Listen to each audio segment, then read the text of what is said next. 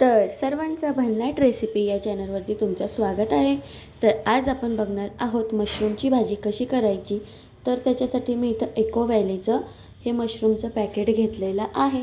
तर आता आपल्याला सगळ्यात आधी मशरूम साफ करायचं आहे। तुम्ही कोणतंही मशरूम घेऊ शकता। तर हे मशरूम आपल्याला साफ करायचं आहे कारण त्याला खूप अशी माती लागलेली असते। तर मशरूम साफ करायची ही एक वेगळी पद्धत आहे, ती पण मी तुम्हाला दाखवते। तर इथं मी भाकरीचं पीठ घेतलं आहे। तुम्ही चपातीचं ज्वारीचं घेऊ शकता, गहूचं पीठ घेऊ शकता किंवा मैदा घेऊ शकता। तर मी तर भाकरीचं पीठ घेतलं आहे। तर हे पीठ ह्याच्यावरती असं टाकून आपल्याला बोटाने ते रफ करायचे आणि एकदम हलक्या हाताने करायचे कारण की हे नाजूक असतं। तर ह्याचे मुळं बघू शकता तुम्ही, असं लगेच तुटू शकतं, म्हणून हलक्या हाताने असं रफ करून त्याच्यावरची सगळी माती आपल्याला ती काढून घ्यायची आहे। तर इथं बघू शकता सगळ्या मशरूमचे मी असं पिठाने ही रफ करून छान अशी याची माती काढून घेतली आहे। तर आता ही माती काढल्यानंतर ना आपल्याला हे पाण्यामध्ये वॉश करून घ्यायचं आहे, म्हणजे पाण्यामध्ये सगळं असं हे धुवून घ्यायचं आहे। तर सगळे मशरूम मी पाण्यामध्ये स्वच्छ असे धुवून छान असं कॉटनच्या कपड्यामध्ये टाकून आपल्याला छान हलक्या हाताने एकदम पुसून घ्यायचं आहे। तर इथे बघू शकता मी धुवून ते छान असं कोरड्या कापडाने पुसून घेतलेलं आहे। तर आता आपल्याला याला कट करायचं आहे। तर तुम्ही कसंही कट करू शकता। तर मी व्हिडिओमध्ये बघू शकता कोणत्या पद्धतीने कट करत आहे। काही छोटे तुकडे तर काही मोठे तुकडे मी असे कट करून घेते। तर सगळे मशरूम आता हे छान असे कट करून मी घेते।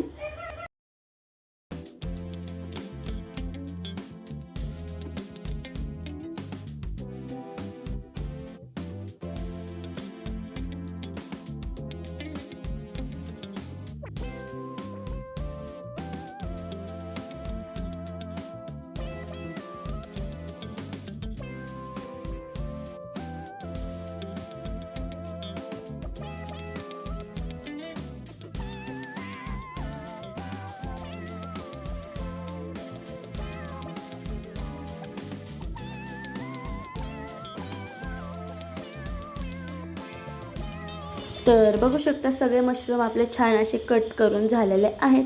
तर आता रेसिपीला सुरुवात करूया।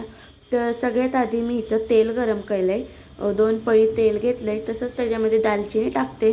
तुम्हाला बाकीचे खडे मसाले टाकायचे असेल तर तुम्ही तेही टाकू शकता। दालचिनी आणि एकच लवंग मी ह्याच्यामध्ये टाकून घेतली आहे। तर आता ह्याच्यामध्ये मी कांदा टाकून घेते। कांदा पण आपल्याला छान असा परतून घ्यायचा आहे। कांदा जोपर्यंत पूर्ण लाल होत नाही तोपर्यंत हा कांदा मी छान असा परतून घेण्यात आहे। पूर्ण लाल असा आपल्याला हा कांदा करून घ्यायचा आहे।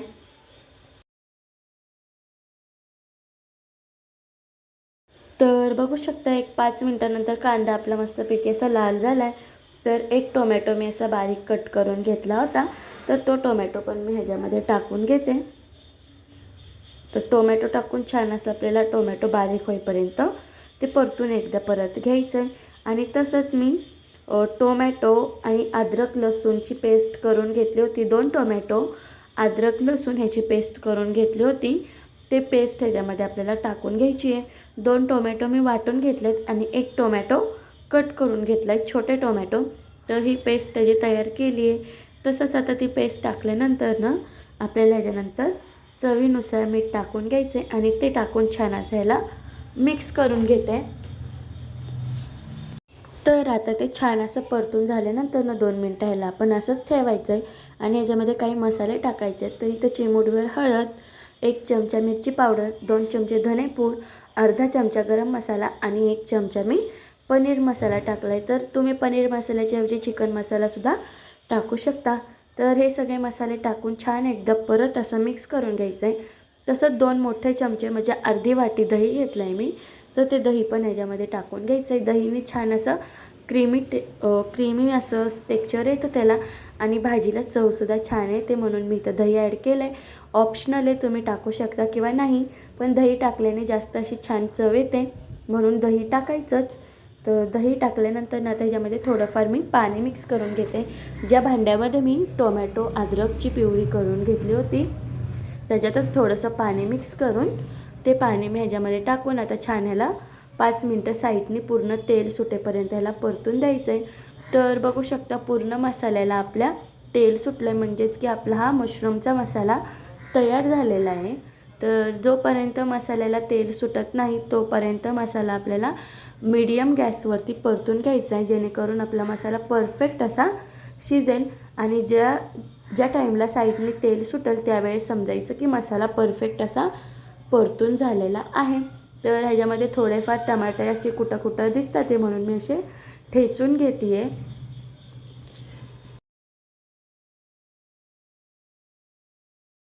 तसंच आता हा मसाला पूर्ण कंप्लीट झाल्यावर ह्याच्यामध्ये मी आपले मशरूम कापून घेतले होते ते मशरूम टाकून घ्यायचे. तसंच 1 वाटी वाटाणा मी हा उकडून घेतला आहे, तो वाटाणा पण ह्याच्यामध्ये टाकून छान असं तर हे मिक्स करून घ्यायचं आहे. जर तुम्ही फ्रोझन वाटाणा घेणार असाल तर उकडून घ्यायची काही गरज नाही आहे. मी हा वाटाणा फ्रेश घेतला आहे म्हणून हा वाटाणा मला उकडून घ्यायची गरज लागली आहे. तर सॉरी, इथं बाजूला खूप आवाज येतो आहे म्हणून तो आवाज तुम्हाला व्हिडिओमध्ये येऊ शकतो. तर तसंच आता थोडंसं ह्याच्यामध्ये पाणी टाकून घ्यायचं आहे आपल्याला, कारण की मशरूमची भाजी आपल्याला फक्त 10 मिनटं ते 5 मिनटं शिजवून घ्यायची आहे. त्याच्यासाठी थोडंसंच पाणी मी टाकते. तुम्हाला जसं ह्याला ग्रेव्ही ठेवायची आहे किंवा किती घट्ट करायचं आहे त्यानुसार तुम्ही ह्याच्यामध्ये पाणी टाकून ही मशरूमची भाजी शिजवून घ्यायची आहे. तर ही भाजी मी 10 मिनटं झाकून ठेवणार आहे आणि छान अशी शिजून द्यायची आहे. तसंच आता ह्याच्यामध्ये मी बारीक चिरलेली कोथिंबीर पण टाकून घेते.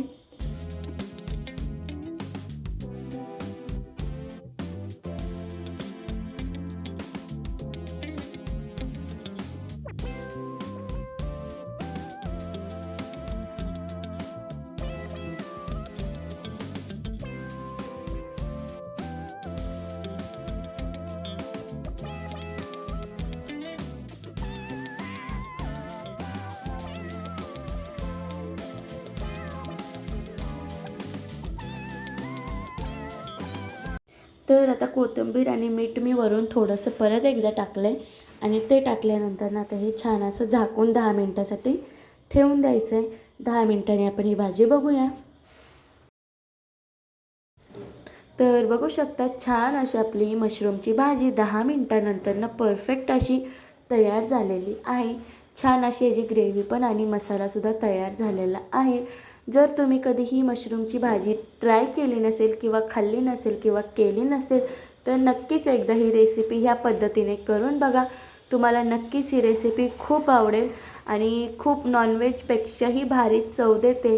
तुम्ही नक्कीच ही रेसिपी एकदा करून बघा. तुम्हाला नक्कीच ही मशरूमची रेसिपी आवडेल आणि जर मी सांगितल्या पद्धतीने तुम्ही केली तर खूपच अशी भन्नाटी रेसिपी तयार होणार आहे.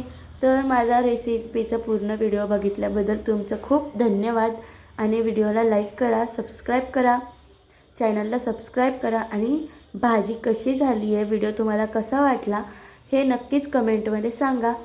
तर बघू शकता छान अशी आपली ही मशरूमची भाजी तयार झालेली आहे. तर नक्कीच चॅनलला सबस्क्राईब करून जावा. धन्यवाद.